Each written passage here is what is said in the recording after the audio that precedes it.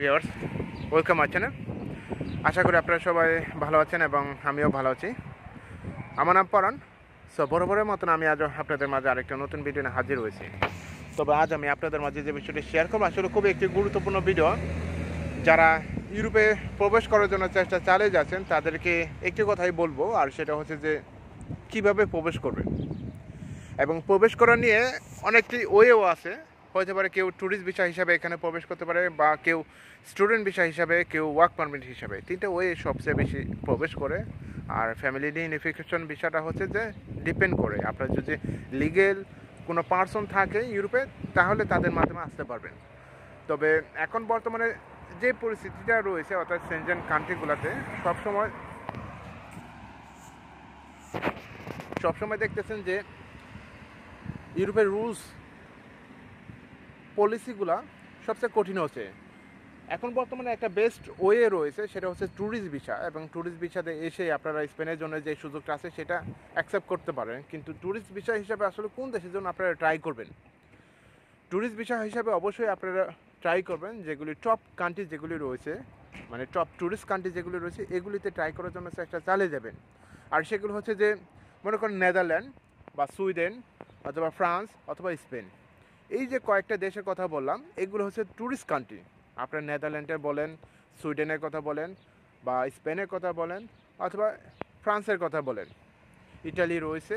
তো এইসব কান্ট্রিতে হলে মানুষ এখানে প্রবেশ করে, যেটা বাস্তব আমি অনেক লোকের সাথে মানে দেখা হয়েছে। স্পেনে অনেক লোকের সাথে এখন পর্যন্ত দেখা হয়েছে, যেমন এগ্রিকালচার কাজ করে এক ইন্ডিয়ান কপল আইছে, প্রায় 22 লক্ষ রুপি খরচ করে এখানে আইছে। কীভাবে আইছে? তারা ফ্রান্সে আইছে, ফ্রান্সে থেকে তারা পর স্পেনে এখানে আসে।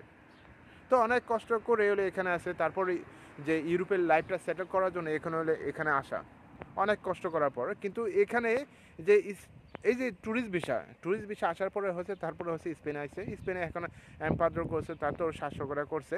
তো এখন তো অনেক বেশি, এটা অবশ্যই আপনারা জানেন। 1400 টাকা করছে দুজনে, অনেক দূরে। সেটা হচ্ছে মালাঙ্গা, একটা শহর রয়েছে, আইল্যান্ড। সেই আইল্যান্ডে থেকে করছে। এবং ওই আইল্যান্ডটা হচ্ছে এমন একটা দ্বীপ, আপনার প্লেন ছাড়া ওখানে প্রবেশ করতে পারবেন না। যাই হোক, তো এই যে যে ট্যুরিস্ট কান্ট্রির কথা বললাম, যদি বাংলাদেশ থেকে কেউ যদি এই ট্যুরিস্ট কান্ট্রিতে অ্যাপ্লাই করেন, তাহলে আমি মনে করব যে খুব ভালো। এবং যাদের ট্যুরিস্ট হিস্ট্রি রয়েছে তারাই এখানে অ্যাকসেপ্টেবল হয়। তাছাড়া হচ্ছে একটা ব্যাংক সলভেনশনে একটা খুবই, তবে একটা আপনারা প্রজেক্ট তৈরি করবেন কিভাবে এখানে আসা যায় এবং ফাইলগুলো কি কি রিকোয়ারমেন্ট লাগে, এগুলি সবচেয়ে গুরুত্বপূর্ণ হচ্ছে যে আপনার ব্যাংক স্টেটমেন্টটা খুবই গুরুত্বপূর্ণ। আর যদি কারো বিজনেস থাকে বা বিজনেসের লাইসেন্স থাকে, এটাও গুরুত্বপূর্ণ। ট্যুরিস্ট হিসাবে জানি সবাই তো ট্রাভেল হিস্ট্রি নাই, কিন্তু নর্মাল কিছু কিছু কান্ট্রিতে অবশ্যই ঘুরে আসার জন্য চেষ্টা করবেন। তাছাড়া খুবই মানে হতাশার মধ্যে পড়ে যাবেন, ডিপ্রেশনের মধ্যে পড়ে যাবেন যে এত টাকা পয়সা খরচ করে লাস্টে ভিসাটা হবে না। তো এমন চেষ্টা করেন যে যাতে আশেপাশে কয়েকটা দেশ আছে, মনে করেন মালয়েশিয়া, সিঙ্গাপুর বা থাইল্যান্ড, এইসব কান্ট্রিতে ঘুরে তারপর ট্রাই করার জন্য চেষ্টা চালিয়ে যাবেন। অবশ্যই হবে, এবং হওয়ার পসিবিলিটি অবশ্যই রয়েছে। হয়তো বা সুইডেনে ট্রাই করলেন, এমন একটা সিজন আপনারা ট্রাই করবেন যে সিজনে আপনার ট্যুরিস্ট সবচেয়ে বেশি প্রবেশ করে। মনে করেন সামার সিজনটা সবচেয়ে ট্যুরিস্ট বেশি প্রবেশ করে। তারপর ক্রিসমাস সিজনে এমন একটা মানে অকেশনও রয়েছে, যেমন 31 এই দিনগুলো আছে। তারপর হচ্ছে ক্রিসমাস, তারপর হচ্ছে স্টার সানডে, তারপর সামার ভেকেশন। এগুলি হচ্ছে যে আপনার ট্যুরিস্ট পয়েন্টের জন্য সবচেয়ে বেস্ট, এবং ট্যুরিস্ট হলিডের জন্য সবচেয়ে একটি গুরুত্বপূর্ণ স্থান। এইসবগুলোতেই আপনাকে অ্যাপ্লাই করতে হবে। তবে অ্যাপ্লাই করলে অবশ্যই আশা ভরসা পাওয়া যায়। নেদারল্যান্ডের কথা বললাম, তারপর হচ্ছে যে সুইডেনের কথা বললাম। যদিও কথাগুলো শুনতে আসলে একটু অনেক কঠিন লাগতেছে, কিন্তু আসলে অতটা সহজ না হলেও কিন্তু আপনাকে সহজ করে নিতে হবে এবং আপনাকে লেগে থাকতে হবে। আমি যে কথাগুলো বললাম আপনাকে লেগে থাকতে হবে। আপনি চেষ্টা করেন, আপনি নিজে নিজে দেখতে পাবেন। হয়তো পারে আশেপাশে যেগুলি কান্ট্রিগুলো বললাম এগুলি ঘোরার পর আপনি নিজে নিজে চেষ্টা করেন, তারপর হয়ে যাবে, এটা আশা করি। তবে ব্যাংক স্টেটমেন্টটা অবশ্যই আপনার একটা ভালো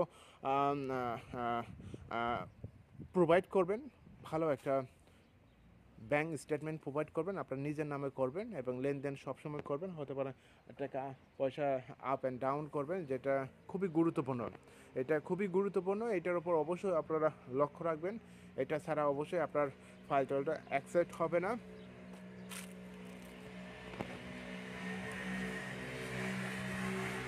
তো এখন বর্তমানে যে কান্ট্রির কথা বললাম যে এই কয়টা কান্ট্রি ট্যুরিস্ট কান্ট্রি হিসাবে আপনারা অ্যাপ্লাই করতে পারেন এবং অ্যাপ্লাই করলে আশা করা যায় এখানে প্রবেশ করতে পারবেন।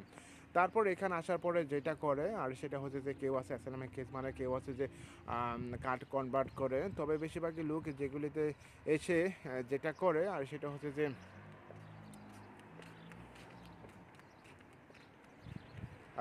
যে অ্যাসাইলামের কেস সবচেয়ে বেশি মারে। মনে করেন ফ্রান্সে আসে বা জার্মানিতে যায় বা সুইজারল্যান্ডে যায়, এইসব জায়গায় যায় হলে অ্যাসাইলামের কেস মারে, বেশিরভাগ লোক হচ্ছে অ্যাসাইলামের কেসগুলো প্রবেশ করে।